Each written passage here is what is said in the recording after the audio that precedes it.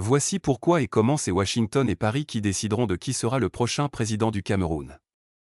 Ce jeudi 16 octobre 2025, 4 jours après les élections présidentielles camerounaises, nous sommes en réalité en attente des résultats définitifs proclamés non pas par la Cour constitutionnelle, mais par ceux prononcés par la France. Il y a un mois, dimanche le 14 septembre 2025, j'ai donné ma dernière conférence publique gratuite à l'hôtel Sawa de Bonanjo à Douala qui portait sur les élections présidentielles à venir au Cameroun et je faisais une prévision, dans un mois au Cameroun, on votera pour le prochain président du Cameroun, mais la décision finale ne sortira pas des urnes, ne viendra pas de vos votes, mais des États-Unis, de Washington, qui est le vrai patron qui dirige le Cameroun à travers la France. J'anticipais. Washington dira à Paris qui a gagné les élections et tout le monde devra la boucler. Bien entendu, comme d'habitude, beaucoup m'ont pris pour un fou.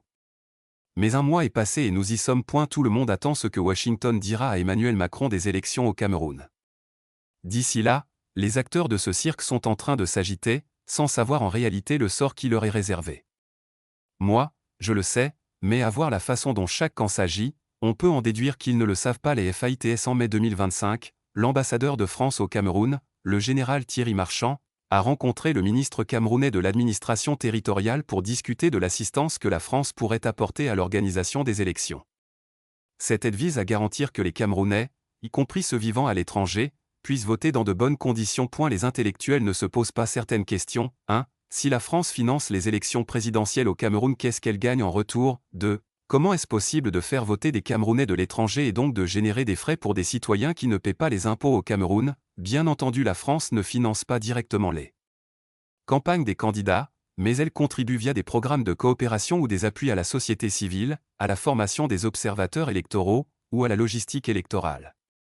D'accord, tout ça, mais en échange de quoi, par contre, pour entretenir la pérennité au pouvoir des dirigeants qui lui sont favorables, notamment dans le cas du Cameroun, le financement public des candidats au Cameroun est expressément très faible, environ 15 millions de francs CFA, 23 000 euros, par candidat, avec une possible seconde tranche après le scrutin.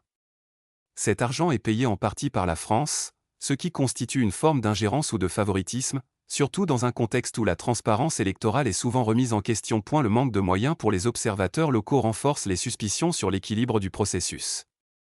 On le voit dans la rhétorique gouvernementale se demandant comment le candidat Issa Chiroma a fait pour avoir les résultats de tous les bureaux de vote, puisqu'il n'en a pas les moyens matériels. Source, http://www.msn.com, PR% c'est 3% à 9 sidentiel, AR1 au 884Y. Il y a 4 jours en effet, dimanche le 12 octobre 2025, les Camerounais se sont rendus aux urnes pour élire leur prochain président. Comme il fallait s'y attendre, deux camps se sont formés, d'un côté, ceux qui veulent en découdre avec M. Paul Biya et tout son système qualifié d'autoritaire par les États-Unis, nous verrons dans la suite de cette leçon, et de l'autre tout l'appareil administratif et étatique camerounais au service d'un seul homme, Paul Biya. Ainsi, après l'exclusion de Maurice Kamto qui a commis l'erreur historique de ne pas s'allier à Issa Chiroma, mettant ainsi fin à sa propre carrière politique selon moi, tous les laissés pour compte par Paul Biya ont trouvé en Issa Chiroma leur héros. Il s'en suit ainsi, la réclamation de la victoire par les deux camps.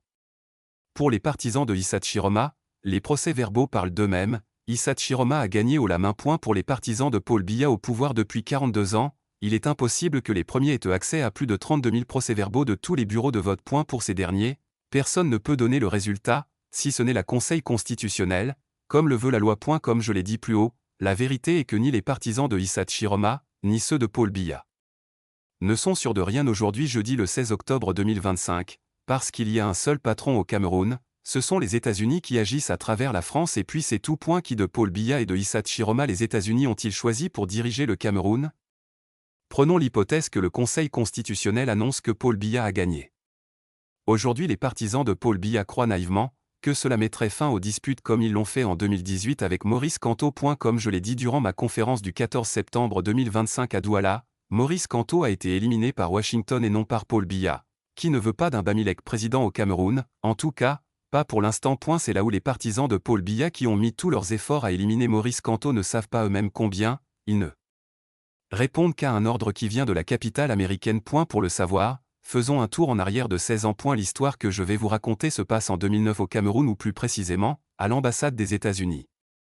À l'époque à Washington, Le président des États-Unis est un certain Barack Obama. Selon plusieurs câbles diplomatiques américains publiés par Wikileaks, nous sommes au courant des conversations qui se sont tenues entre l'ambassadeur et les politiciens camerounais de premier rang. Il est question de la succession de Paul Biya. Le diplomate américain est dans une sorte d'exercice de casting pour choisir les meilleurs candidats qui remplaceront Paul Biya au pouvoir à l'époque, depuis 27 ans. Par exemple, dans un des câbles qui nous intéresse, portant la référence 09 Yaound 256A, rapporte une conversation entre l'ambassadeur des États-Unis au Cameroun, Janet Garvey, et plusieurs hauts responsables camerounais, dont Amadou Ali, alors vice-premier ministre chargé de la justice. Le sujet principal est la succession du président Paul Biya et les dynamiques ethniques qui pourraient influencer cette transition. Déclaration d'Amadou Ali, selon le câble, Amadou Ali dit à l'ambassadeur des États-Unis que les élites du Nord soutiendront Paul Biya tant qu'il reste candidat.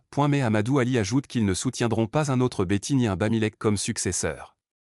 Ce qui explique aujourd'hui en 2025, pourquoi malgré ses 92 ans, le camp Biya ne lui a pas trouvé un successeur. Amadou Ali ajoute que les Bamilek sont perçus comme trop dominateurs économiquement et politiquement, ce qui suscite de la méfiance dans d'autres régions du pays. Question. À quelle question répondaient les interlocuteurs camerounais de l'ambassadeur des États-Unis? Réponse: le câble ne fournit pas les questions exactes posées par l'ambassadeur, mais il indique que la discussion portait sur certains points précis qui nous permettent de faire des déductions. 1.